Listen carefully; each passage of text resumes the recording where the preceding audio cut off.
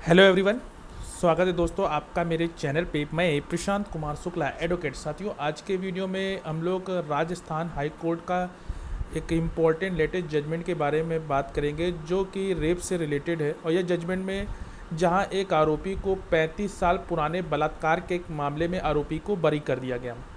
आइए जानते हैं इस पूरे इंपॉर्टेंट जजमेंट को। वीडियो शुरू करने से पहले अगर आप मेरे चैनल पहली बार है, चैनल को जरूर सब्सक्राइब करिए, लाइक करिए, शेयर करिए, कमेंट करना तो मत भूलिएगा। अगर किसी केस से रिलेटेड कोई भी क्वेरी हो तो कॉल पे भी अपना अपॉइंटमेंट बुक करा सकते हैं, उसका नंबर डिस्क्रिप्शन बॉक्स में दिया है।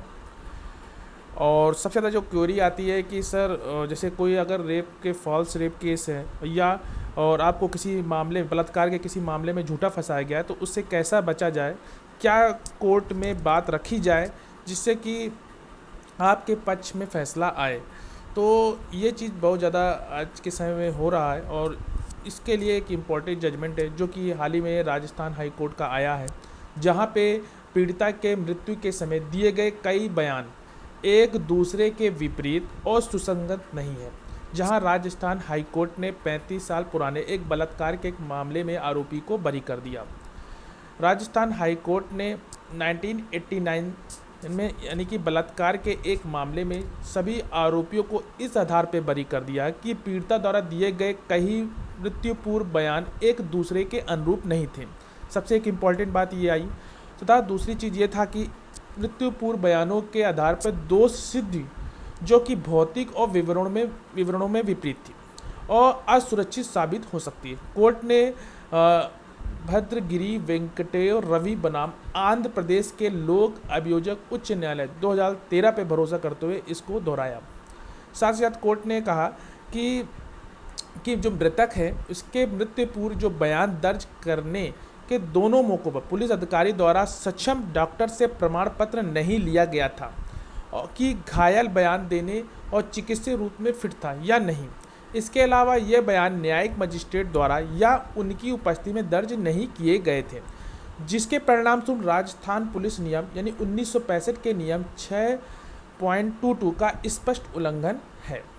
साथ ही प्रारंभ में दिनांक 12/9/1989 यानी कि 12/9/1979 अस्पताल में दर्ज कराए गए जो पीड़िता ने आरोप लगाया कि अभियुक्त ने 8 या 9 सितंबर को दरमियानी रात के बीच उसके साथ 2 बार बलात्कार किया, जिसके परिणाम से उसी रात उसने खुद को आग लगा ली। पीड़िता द्वारा दिए गए 2 मृत्यु पूर्व बयानों की तुलना के माध्यम से पहचाने जा सकने वाले जो विशिष्ट जो विसंगतियां के बारे में आगे बातें करते हुए जयपुर में बैठी पीठ ने उसको उल्लेख किया और ये कहा कि यह तथ्य विवाद में नहीं है। अगले दिन उसका दूसरा पर्चा बयान दर्ज किया गया था जिसमें उसने किसी के खिलाफ कोई भी आरोप नहीं लगाया और विशेष रूप से कहा कि यह एक आकस्मिक आग थी और जब वह दीपक बुझा रहे थे तो उसने आग पकड़ ली और उसके कपड़ों में आग लग गई। ये दोनों मृत्यु पूर्व बयान एक दूसरे के विपरीत हैं। कोर्ट ने जिस पर अदालत ने भरोसा किया वह शीर्ष अदालत द्वारा यह कहा गया कि अदालतों को मृत्यु पूर्व बयानों पर भरोसा नहीं करना चाहिए यदि यह इसकी स्तुतिता के बारे में पूर्ण विश्वास को प्रेरित नहीं करता, क्योंकि यह एक ट्यूशन या प्रेरणा या कल्पना का परिणाम हो सकता है। साथ ही साथ कोर्ट ने यह भी कहा कि प्रत्येक मृत्यु पूर्व बयान उसके मेरिट के आधार पर स्वतंत्र रूप से विचार किया जाना चाहिए और अन्य घोषणाओं में एक निश्चित भिन्नता के लिए इसे पूरी तरह खारिज नहीं किया जा सकता।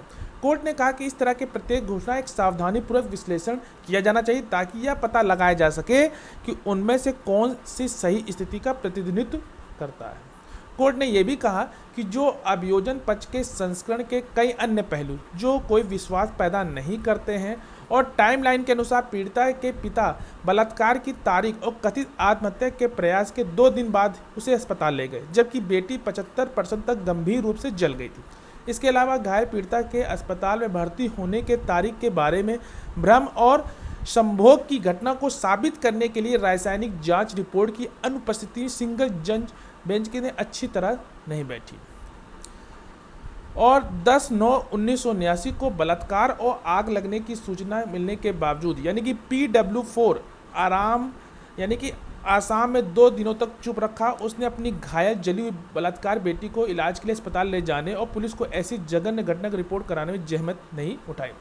अधिक समय तक पुलिस को रिपोर्ट नहीं देने से अभियोजन पक्ष की कहानी के सही होने की गंभीर में संदेह पैदा होता है। कोर्ट ने एक इंपॉर्टेंट बात ये कही।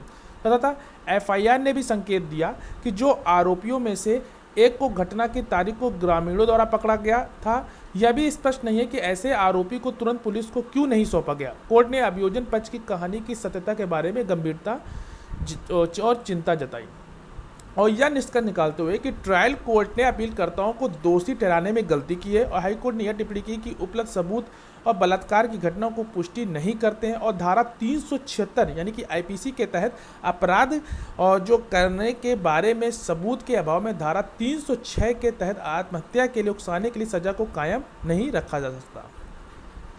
और ये एक इम्पॉर्टेंट जजमेंट जो हाल ही में राजस्थान हाई कोर्ट का आया, जहाँ पे पीड़िता के मृत्यु के समय दिए गए कई बयान एक दूसरे के विपरीत और सुसंगत नहीं थे, जहां राजस्थान हाईकोर्ट ने 35 साल पुराने बलात्कार के मामले में आरोपी को बरी कर दिया। तो आशा करते हैं ये जजमेंट आपको समझ में आया होगा। अगर कोई भी क्वेरी हो तो कमेंट बॉक्स में जरूर पूछिए। या आपको किसी केस से रिलेटेड कोई भी क्वेरी हो तो कॉल पे भी अपना अपॉइंटमेंट बुक करा सकते हैं। मिलते हैं एक नेक्स्ट वीडियो में, तब तक के लिए धन्यवाद।